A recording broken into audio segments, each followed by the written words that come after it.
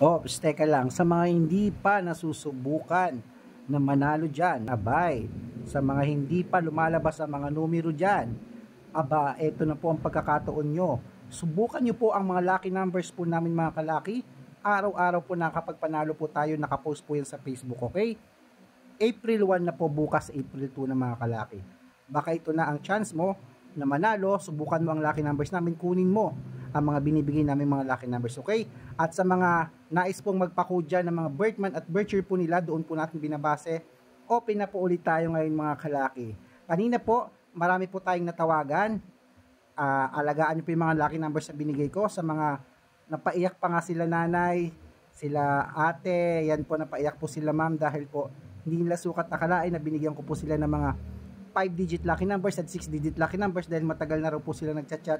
Ngayon ko lang sila napansin, okay? Ngayon po, 2-digit at 3-digit po ang ibibigay natin ngayon mga kalaki. Depende po yun sa birthmonth at birth year at hihingin mong code po. At ngayon po mga kalaki, tandaan niyo po ang lucky numbers po natin, inaalagaan po natin ng 3 days yan bago po natin palitan. Sa mga hindi pa po nasusubukan ng lucky numbers namin, libre po ito, kunin niyo po mga kalaki. At pwede niyo po akong makausap ngayon sa mga matsatsaga po dyan na talagang nais po makakuha ng lucky numbers sa akin. Maraming salamat po sa mga nagtsatsaga. Malay mo, mapansin kita ngayong gabi. Bibigyan kita ng lucky numbers.